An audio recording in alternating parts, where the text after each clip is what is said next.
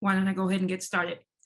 Good evening. My name is Keisha Rogers, and I want to thank you for joining us tonight for our Monday strategic update. We're going to do something a little bit different tonight. Michael and I are really going to take this discussion to the level of what you must understand about the unique role of LaRouche PAC and our policy for returning the United States to greatness. As President Trump is always talking about, we got to talk about greatness again. And I know it's very difficult for people to think about that in the context of all of the destruction we see going on against our nation.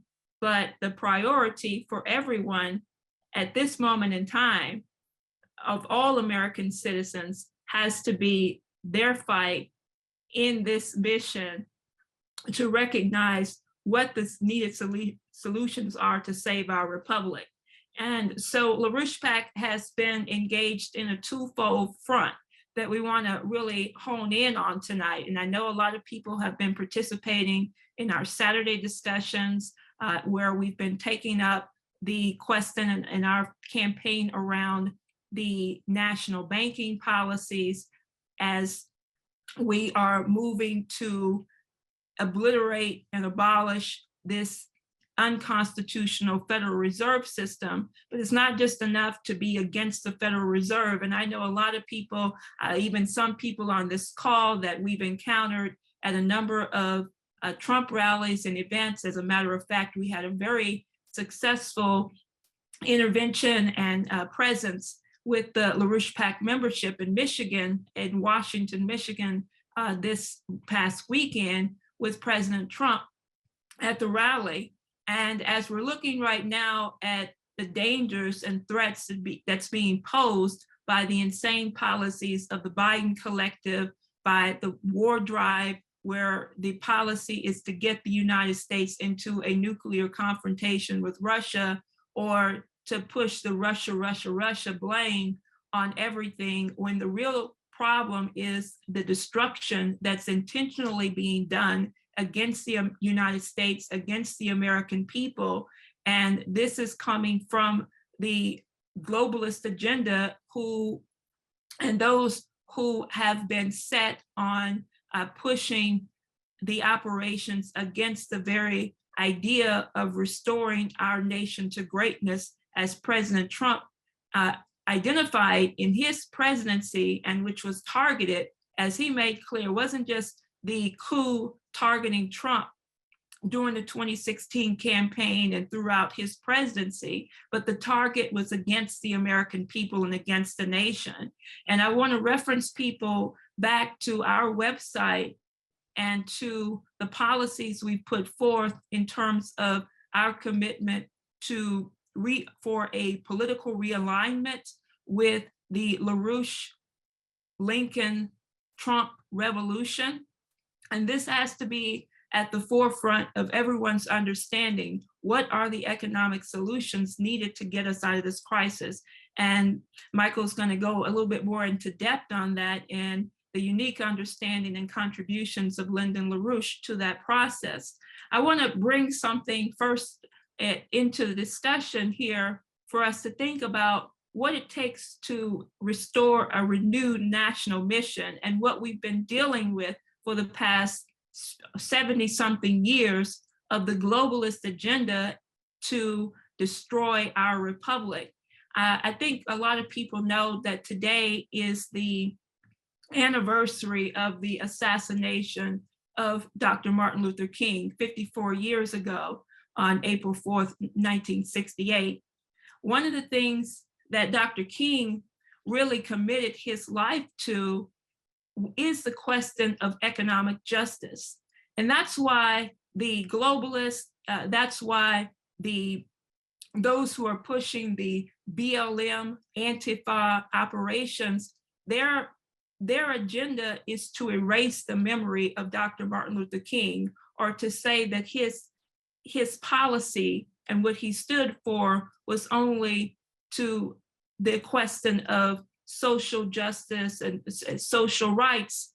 But in order to gain that Dr. King understood that you actually had to address the economic injustices with restoring and bringing about how do we actually end poverty, how do we bring true economic justice, and transforming the policies of our nation so that we can address the types of policy solutions that really came about in the understanding of Lyndon LaRouche, which was the understanding of the true principles of our constitutional republic, going back to Alexander Hamilton, to a national banking system, a credit system, and not to allow for the banking elites to control and to keep the citizenry enslaved to a monetary system. And Dr. King understood that very clearly.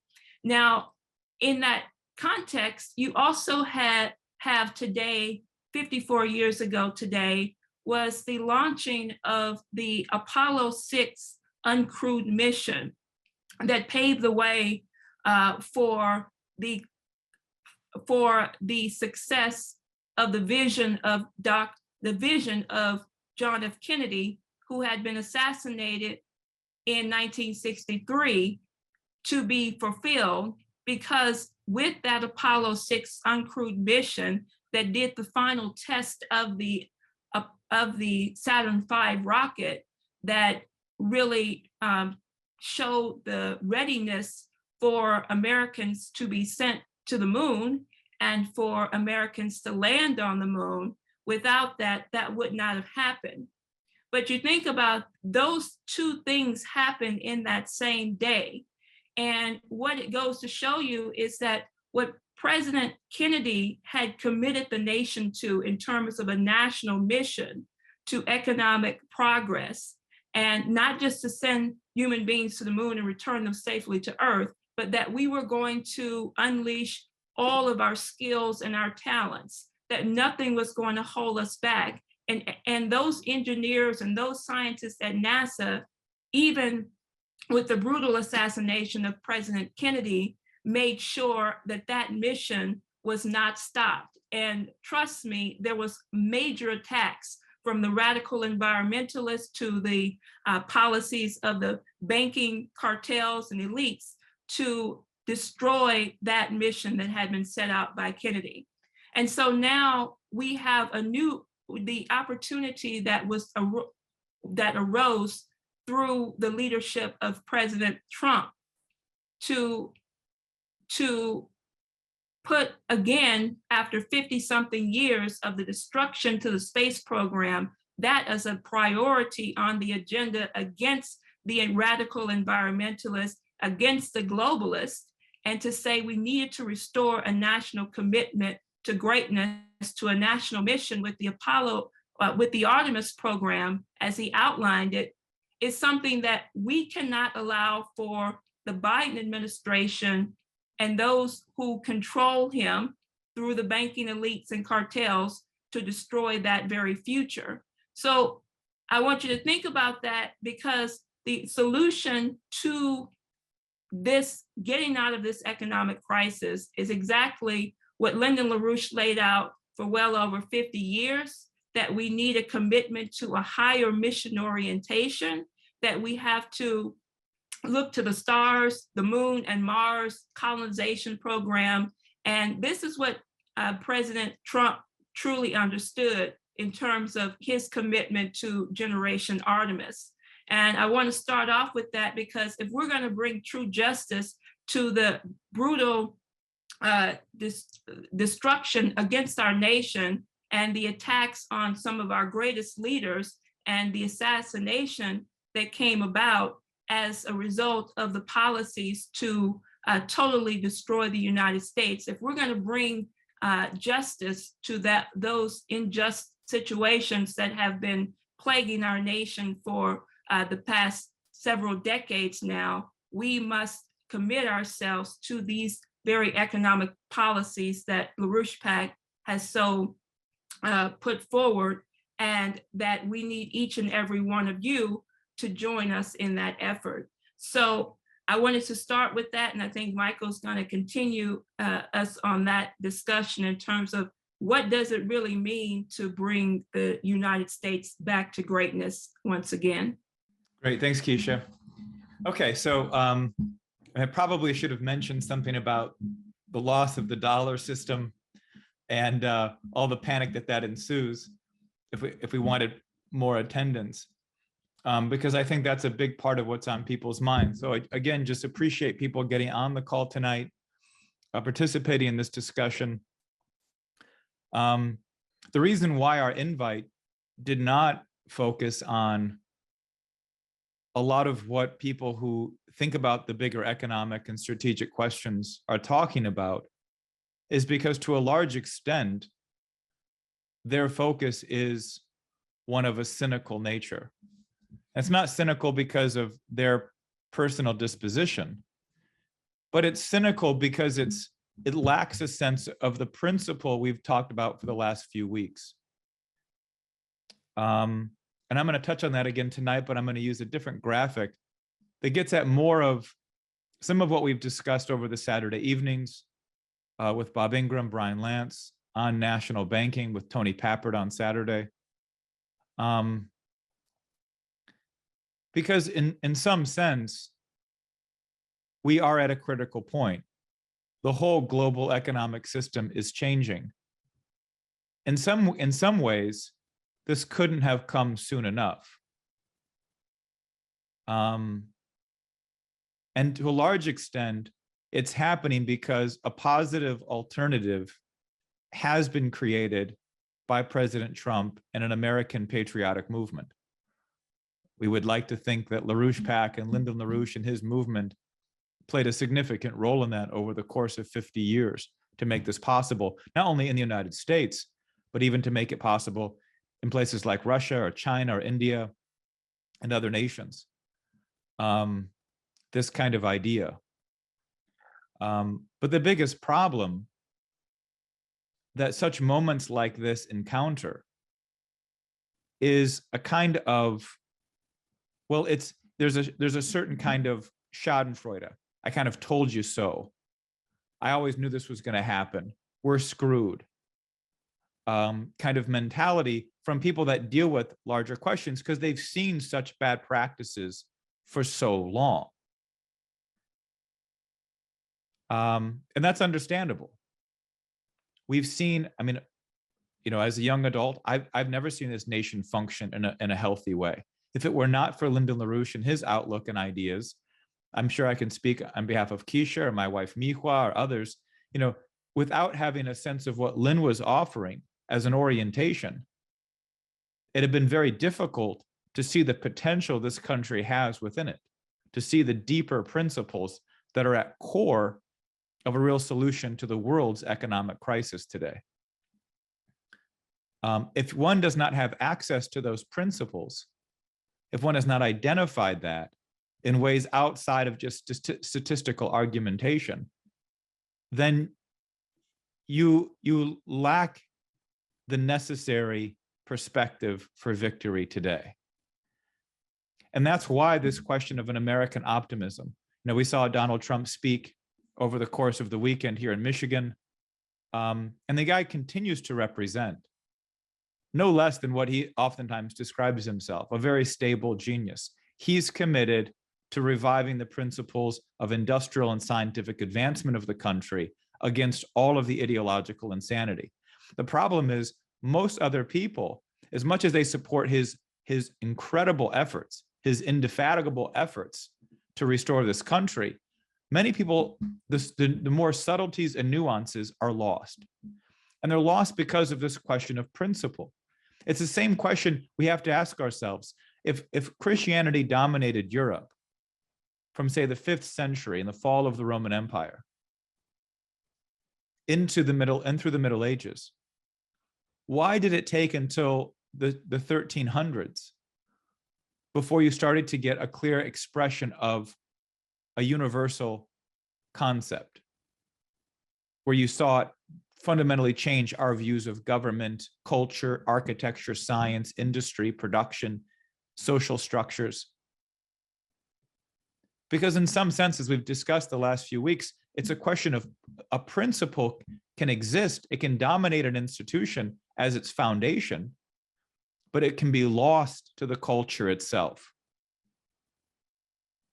And I think to a large extent, that's happened in the United States.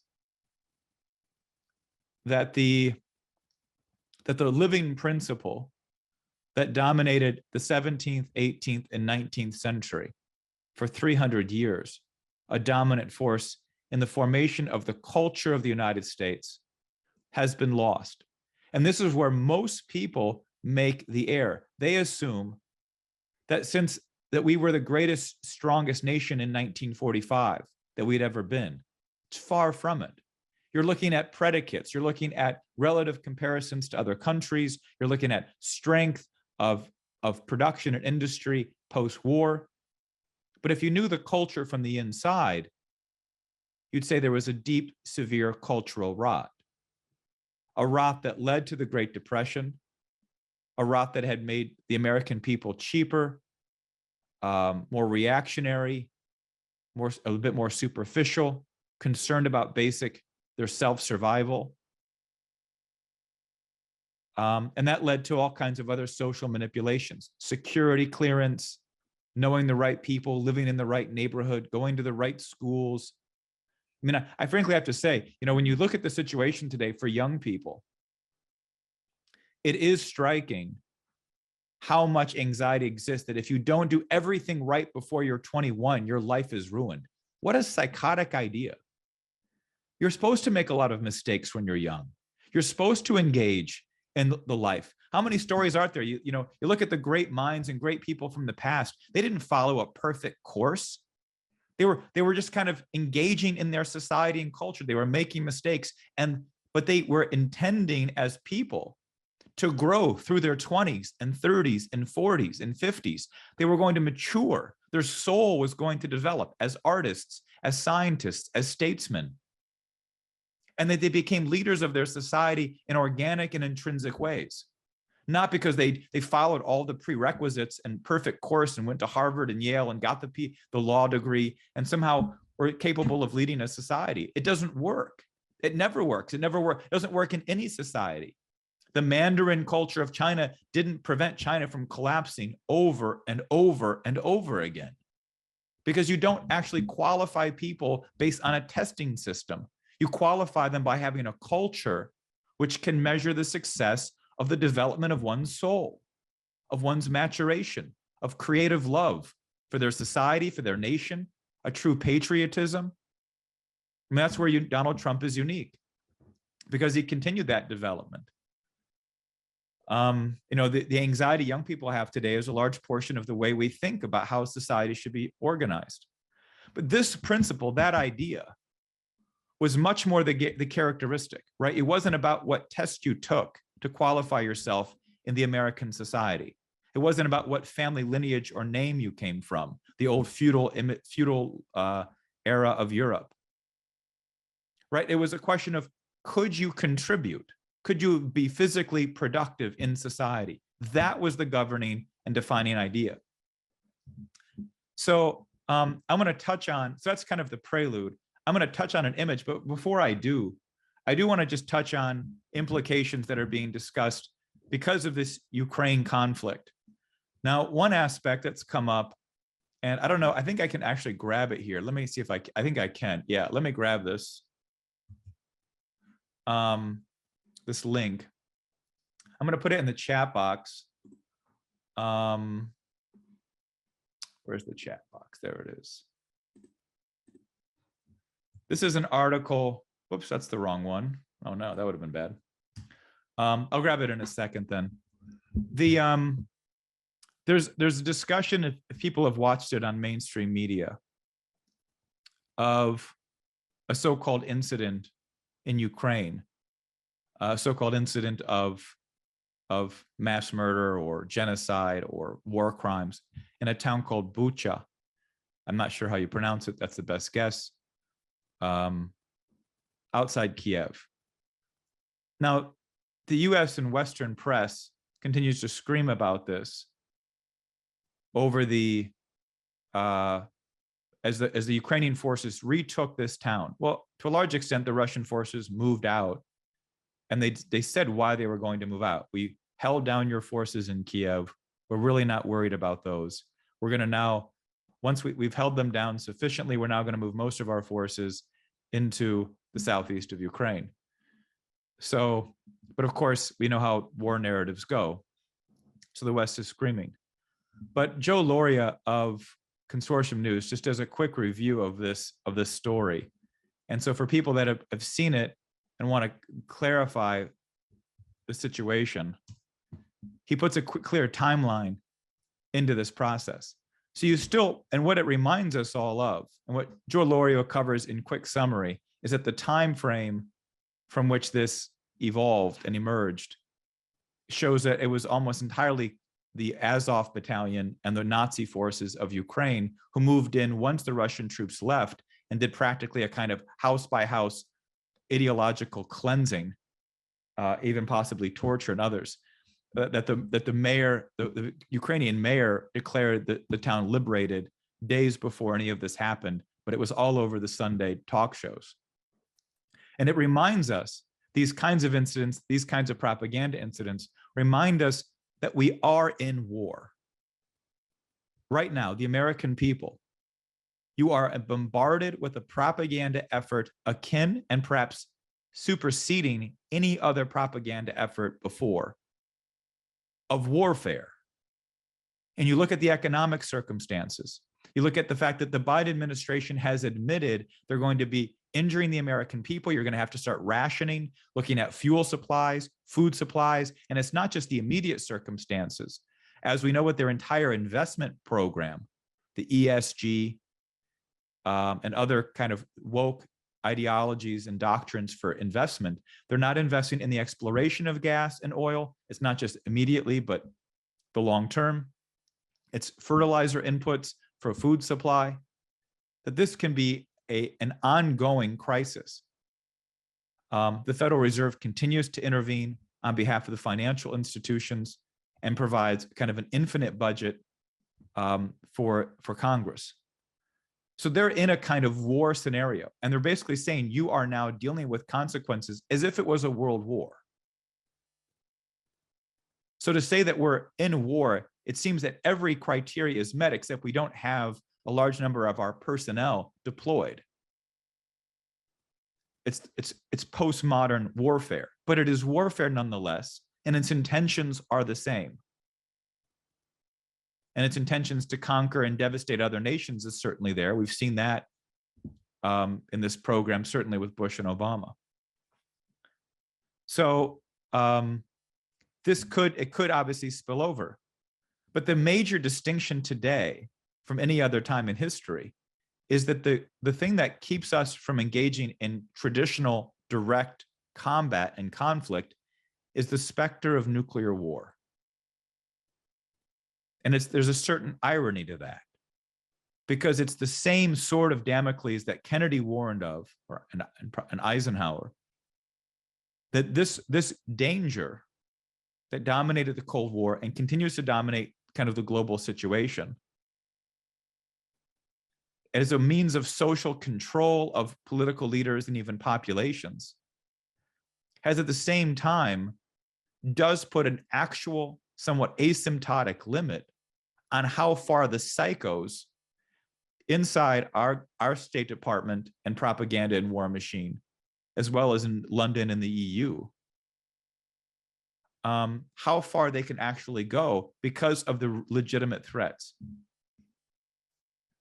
So now it doesn't mean it doesn't go there. It could certainly go there, and that's part of the danger.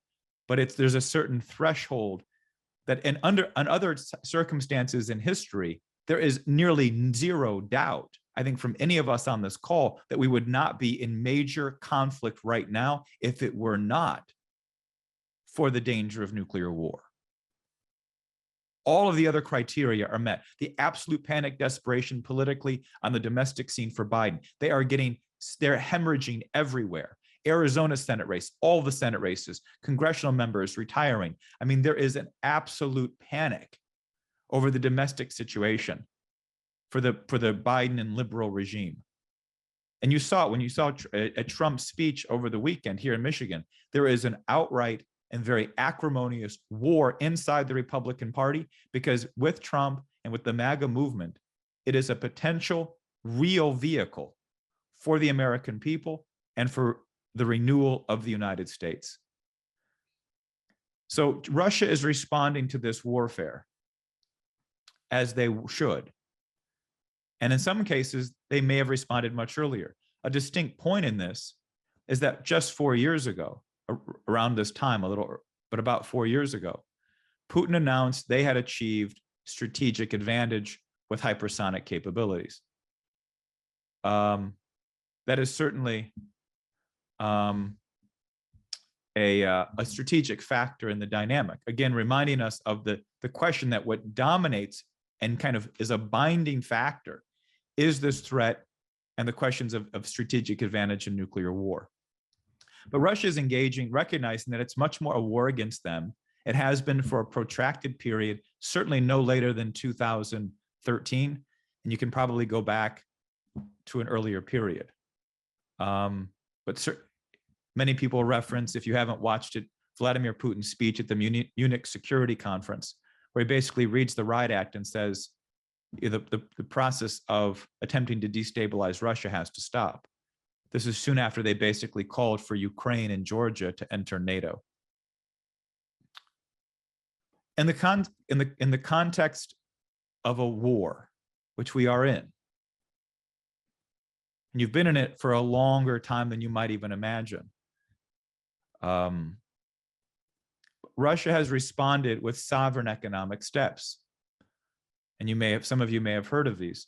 They've now linked the ruble to the price of gold. I think it's 5,000 rubles per ounce.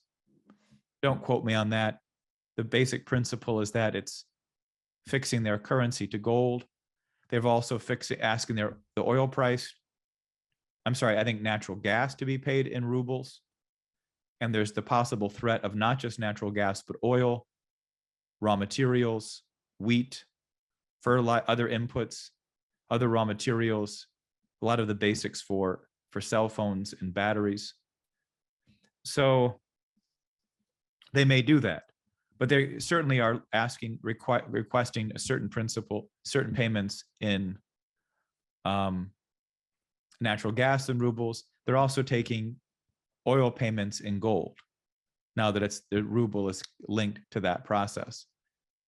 All of these are elements of a national control over currency and over production and stabilizing one's economy against a globalist financial system, a financial system which operates and has for over 5 decades, if not much longer, but certainly since the early 70s, as explicitly and overtly opposed to the development of nations.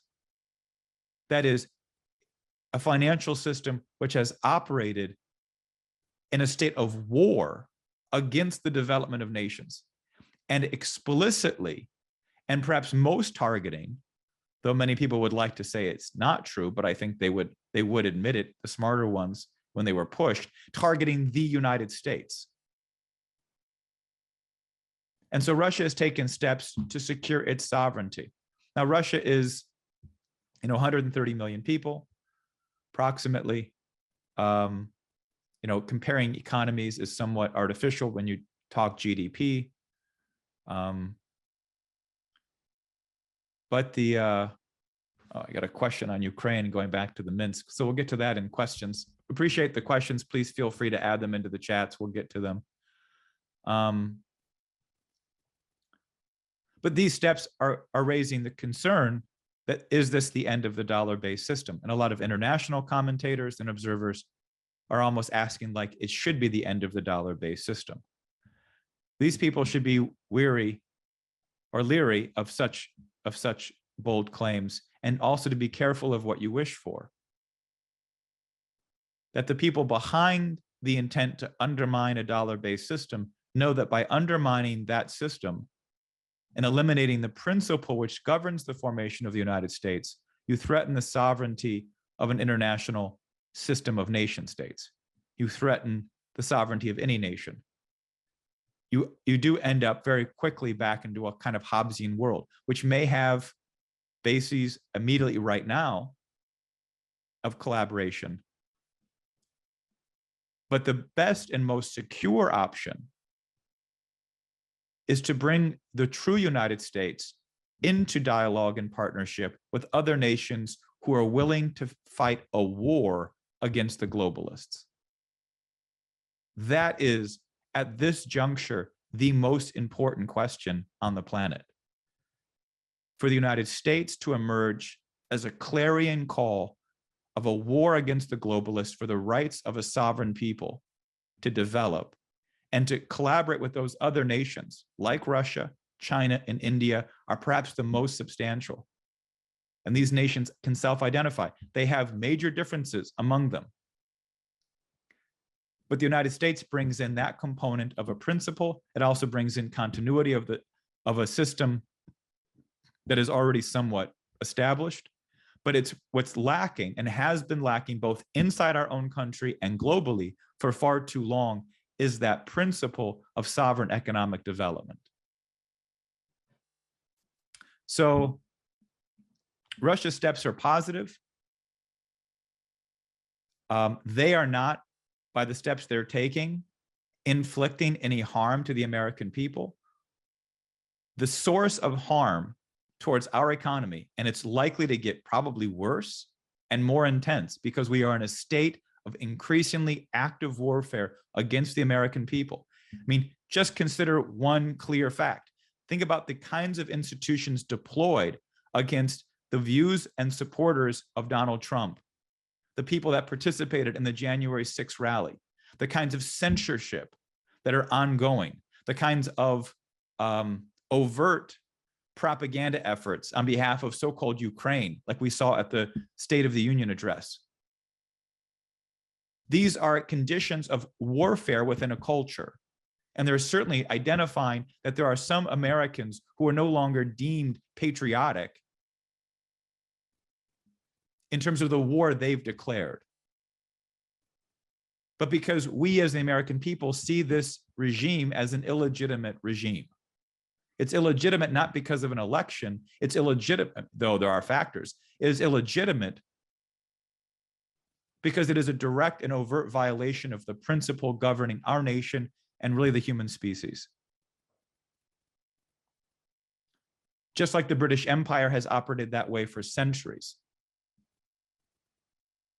And it's time the American people regain this. Regaining that sense of principle of our country's right to grow and develop with the American system, and that we are in a state of war against a British imperial or globalist force, is the governing characteristic of the true United States. That principle was a dominant factor in all of the discussions as early as the 1620s and 1630s. And though there were ebbs and flows in terms of patriotic forces and resistance against this kind of tendency, was the dominant trend leading into the American Revolution for decades prior to 1775 and the shooting at Concord. And it's something that Abraham Lincoln was clearly reawakening in terms of his own fight. As he often once said, when he was asked to take on the British because the British were directly engaging in support of the Confederacy, he would say, first the Confederacy and then the British. That this was a war, and it was not a civil war per se, it was a war of a globalist system out to destroy us as a sovereign nation and people. Now, I just want to give, in this regard, I want to just quickly share something. This is a diagram that Lyndon LaRouche presented to the Vatican when it was still Catholic in 1995 or 6. He just got out of prison. It's famously known as the triple curve. It's meant to be a very simple device, but as many of you heard, and if you watched Trump's speech, he referenced it. There's a phenomenon called stagflation. It's considered the worst of possible economic circumstances. It means you see a constant inflation in prices and a constant stagnation of economic growth job availability, wages. So basically the people are dying and the prices just keep going up. Stagflation. Well, what this chart shows is that phenomena. And the point of why we are saying that surgically, if we're going to wage war effectively against this globalist system, then you have to put the Federal Reserve into bankruptcy. And there is an ongoing discussion in Russia right now about essentially doing the same thing with the Bank of Russia, that they have to deal with the same problem. That far more devastating than anything of the sanctions over the last, since 2014 and the Ukraine coup, far more damaging than the sanctions was the participation by the Bank of Russia within the globalist financial system, which massively injured the Russian people and its productive economy. So it's something that can be taken on. Each nation can take this on, at least some of the major ones. It's got to be done here. Now, why? Well, we've talked about it many ways. Many of you probably know why. But there is no doubt that the intention of the Federal Reserve System is this phenomena. By its intention, it can lead to nothing else than this stagflation, what Lyndon LaRouche called it, which is more accurate than this kind of economic jargon, is a systemic breakdown. And as my friend once said, systemic breakdowns are not an academic term, they are awful. You do not want to live in a systemic breakdown. But the unique response of the American people in this kind of breakdown, which is ongoing, is a sense that we better get our own hands on our society and government. We better start running a real process of self-government. So that's the buildup. Let me just describe for those of you who have never seen this graphic before. What it describes is, and you can see the black arrow and black circles. So the horizontal is time. What the curves represent is a rate of change. So the bottom curve, the yellow, is physical production. What the Federal Reserve never funds. You get it? The yellow part is what produces a society, your food, your raw materials, your fuel, your energy. It builds your schools and houses and industry and power plants. The Federal Reserve never funds that. But that's what is the actual economic input-output of your society. And when you don't have investment going into that, some estimates are for every $5 printed, $1 might make it into that economic physical process.